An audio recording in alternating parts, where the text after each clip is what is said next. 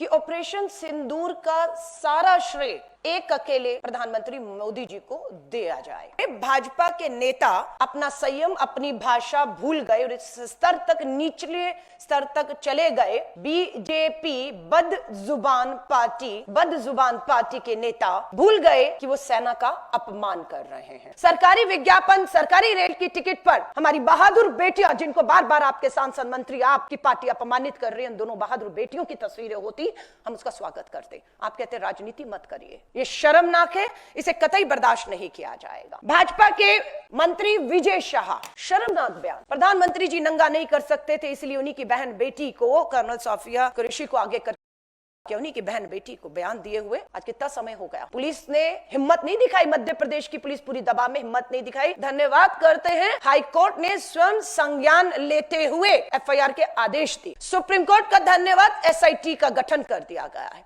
इसी महीने के अंत में एसआईटी अपनी रिपोर्ट सौंपेगी। कानून अपना काम कर रहा है और करेगा, हमें विश्वास है। सुप्रीम कोर्ट बिल्कुल इसमें दखल दे रहा, पर नैतिकता कहां है भाजपा और आरएसएस और इन शीर्ष पदों पर बैठे नेताओं की नैतिकता कहां है? क्यों अभी तक विजय शाह, रामचंद्र जागड़ा या आपका जगदीश देवड़ा अभी तक पार्टी के सदस्य इन बयानों के बाद, शर्मनाक निम्न स्तर के बयानों के बाद, बदजुबान पार्टी के ये नेता कैसे बने हुए हैं?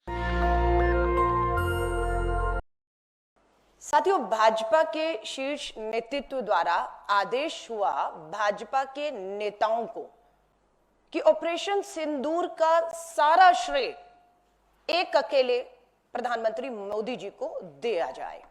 उसकी होड़ शुरू हो जाती है कि किस तरीके से ऑपरेशन सिंदूर का श्रेय प्रधानमंत्री नरेंद्र मोदी जी को दिया जाए। इस श्रेय देने की होड़ में भाजपा के नेता अपना संयम, अपनी भाषा भूल गए और इस स्तर तक, निचले स्तर तक चले गए। बीजेपी बदजुबान पार्टी के नेता भूल गए कि वो सेना का अपमान कर रहे हैं। वो भूल गए कि वो शहीदों का अपमान कर रहे हैं। वो भूल गए कि वो शहीदों के परिवार और शहीद की पत्नी का अपमान कर रहे हैं। ये वो भूल गए।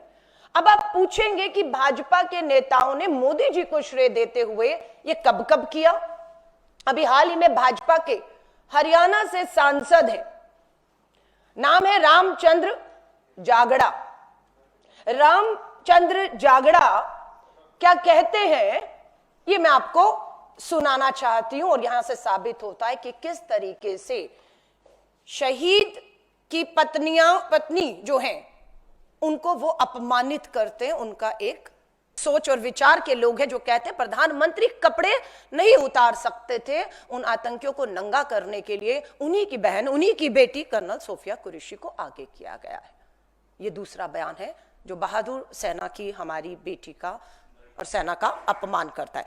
नेवी ऑफिसर लेफ्टिनेंट विनय नावाल की युवा विधवा जो है, जिनका नाम हिमांशी है, किस तरीके से सोशल मीडिया पर उनको उनके विचारों के लिए कि हिंदू मुस्लिम मत करिएगा, यह मकसद था पाकिस्तान से आए आतंकियों का, आप ऐसा मत करिएगा, बस इतना कहना था। और पूरे सोशल मीडिया पर जिस तरीके से उन्हें ट्रोल किया गया, अपमानित किया गया और उस पे कोई कानूनी कार्रवाई अभी तक किसी भी तरह की नहीं होती। इतना ही नहीं, विदेश सचिव विक्रम मिस्त्री जी की स्टेटमेंट के बाद उन्हें सोशल मीडिया पर ट्रोल किया गया और उनकी बेटियों के तस्वीरें ही नहीं, उनके निजी बेटियों के निजी फोन नंबर को भी वायरल किया गया। कोई कार्रवाई होती है? कोई कार्रवाई नहीं होती है। सरकारी विज्ञापन, सरकारी रेल की टिकट पर हमारी बहादुर बेटियां, जिनको बार बार आपके सांसद मंत्री, आपकी पार्टी अपमानित कर रही है, दोनों बहादुर बेटियों की तस्वीरें होती, हम उसका स्वागत करते। आप कहते राजनीति मत करिए, यह शर्मनाक है, इसे कतई बर्दाश्त नहीं किया जाएगा। भाजपा के मंत्री विजय शाह, शर्मनाक बयान। प्रधानमंत्री जी नंगा नहीं कर सकते थे, इसलिए उन्हीं की बहन बेटी को, कर्नल सोफिया कुरैशी को आगे करके उन्हें नंगा किया। उन्हीं की बहन बेटी को बयान दिए हुए आज कितना समय हो गया। पुलिस ने हिम्मत नहीं दिखाई, मध्य प्रदेश की पुलिस पूरी दबाव में हिम्मत नहीं दिखाई। धन्यवाद करते हैं, हाई कोर्ट ने स्वयं संज्ञान लेते हुए एफआईआर के आदेश दिए। सुप्रीम कोर्ट का धन्यवाद, एसआईटी का गठन कर दिया गया है। इसी महीने के अंत में एसआईटी अपनी रिपोर्ट सौंपेगी। कानून अपना काम कर रहा है और करेगा, हमें विश्वास है। सुप्रीम कोर्ट बिल्कुल इसमें दखल दे रहा, पर नैतिकता कहां है भाजपा और आरएसएस और इन शीर्ष पदों पर बैठे नेताओं की नैतिकता कहां है? क्यों अभी तक विजय शाह, रामचंद्र जागड़ा या आपका जगदीश देवड़ा अभी तक पार्टी के सदस्य इन बयानों के बाद, शर्मनाक निम्न स्तर के बयानों के बाद बदजुबान पार्टी के ये नेता कैसे बने हुए हैं? सो हमारी बिल्कुल मांग है, ये जो महिला आयोग हरियाणा का है, अशोका यूनिवर्सिटी के एक प्रोफेसर के सोशल मीडिया पर दिए गए बयान पर तुरंत संज्ञान लेता है, तुरंत एफआईआर होती है, तुरंत अरेस्ट होता है, तुरंत जेल जाते हैं। आतंकी ने धर्म पूछकर पहलगांव में गोली मारी सर पर, पाकिस्तान के आतंकियों ने। हम आपसे हाथ जोड़कर निवेदन करते हैं, इस देश में धर्म पूछकर और धर्म जानकर कार्रवाई आप मत करिए कम से कम, वरना आप में और उनमें कोई अंतर नहीं रह जाएगा। पूरा सोशल मीडिया ट्रोलिंग देखिए, अपमानित करने को कहिए, कहीं यह सिलसिला रुक नहीं रहा है। तिरंगा यात्रा के नाम पर चुनावी लाभ जो है वो यात्राएं चल रही है, चुनावी लाभ। मोदी जी को श्रेय दीजिए और अपमानित करिए, जितने निचले स्तर पर आप उतर सकते हैं उतरिए। हमारी मांग है कि हर नेता, पार्टी का राष्ट्रीय अध्यक्ष हो, बदजुबान बीजेपी बदजुबान पार्टी के राष्ट्रीय अध्यक्ष हो, प्रधानमंत्री जी हो, देश से माफी मांगिए। आप बार बार अपमानित कर रहे हैं और रोकिए अपनी इन यात्राओं को, जो सेना का, हमारे शहीदों का, उनके परिवार का, उनकी विधवाओं का अपमान कर रहे हैं। रोकिए ये यात्राएं।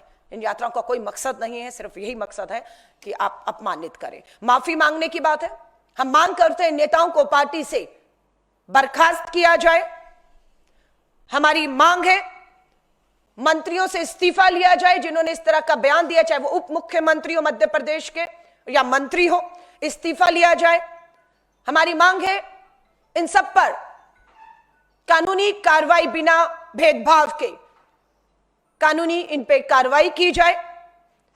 हमारी फिर मांग को हम दोहराते हैं, सर्वदलीय बैठक से प्रधानमंत्री जी आप लगातार भाग रहे हैं। हम वापस मांग कर रहे हैं, एक सर्वदलीय बैठक बुलाइए और उसकी अध्यक्षता आप करिए। हम मांग करते हैं कि यह समय की मांग है, जरूरत है कि संसद के दोनों सत्रों को शीघ्र बुलाकर ऑपरेशन ब्लू स्टार पर पूरी व्यापक देश को जानकारी सरकार के द्वारा दी जाए, शहीदों को श्रद्धांजलि दी जाए, सेना की पीठ थपथपाई जाए, संयुक्त रूप से पूरा देश संसद में देखेगा। और पूरी इस ऑपरेशन में आपने खुद सर्वदलीय की पहली बैठक में स्वीकार किया था कि आपकी चूक की वजह से हुआ। और आपके रामचंद्र जागड़ा कहते हैं शहीद की पत्नियों में जज्बा नहीं था, जोश नहीं था, हिम्मत नहीं थी, कायर थी वो, इसलिए हो गया। और यहां तक कह गए अग्निवीर की ट्रेनिंग लेकर जाना चाहिए। जब पर्यटक गए थे वहां पर पहलगांव घूमने के लिए, और उनको ट्रेनिंग लेकर अग्निवीर की जाना चाहिए था। अगर ट्रेनिंग होती तो 26 लोग को 3-4 लोग नहीं मार सकते थे। सवाल तो उठ रहा है कि वो 3-4 लोग की तस्वीरें हम कब तक देखते रहेंगे।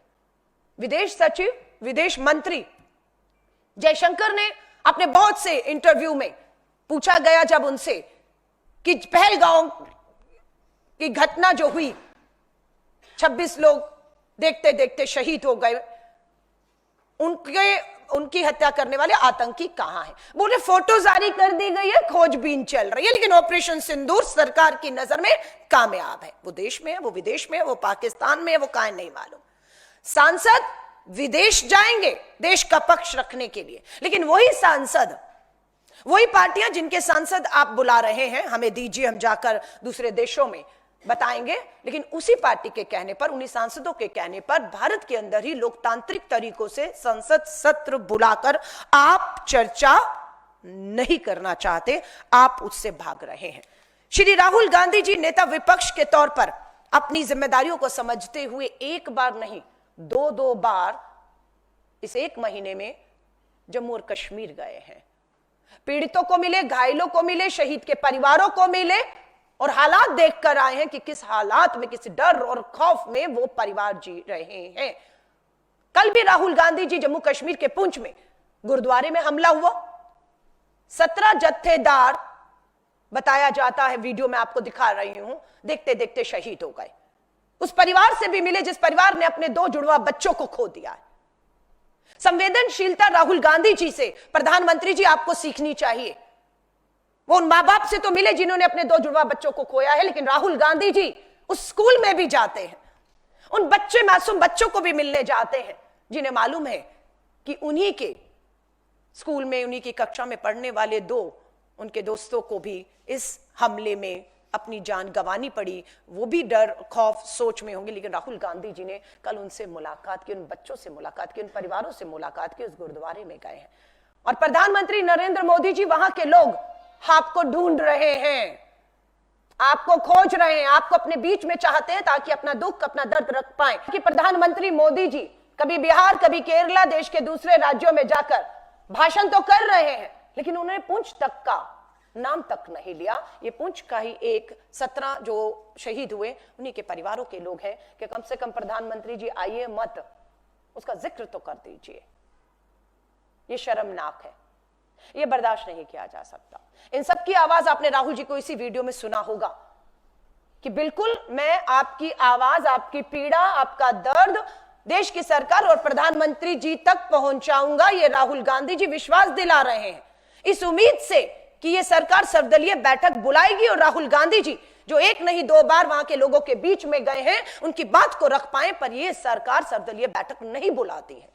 राहुल गांधी जी इसलिए विश्वास दिला पाए क्योंकि वो नेता विपक्ष है, इस उम्मीद में है कि संसद सत्र बुलाया जाएगा और राहुल गांधी जी एक एक का दर्द कि बेघर हो गए। 1.5 लाख रुपया बताया जाता है, एक वीडियो में दिया जा रहा है, 1.5 लाख में पूरा घर बर्बाद है, नहीं बन सकता वो बता रहे हैं। काम धंधे उजड़ गए हैं, घायल अस्पताल में पड़े हैं मुआवजे के नाम पर, किसी तरह की। फिर राहुल गांधी जी बात उठाना चाहते हैं, पर कहां उठाएं, कोई सुनने वाला है?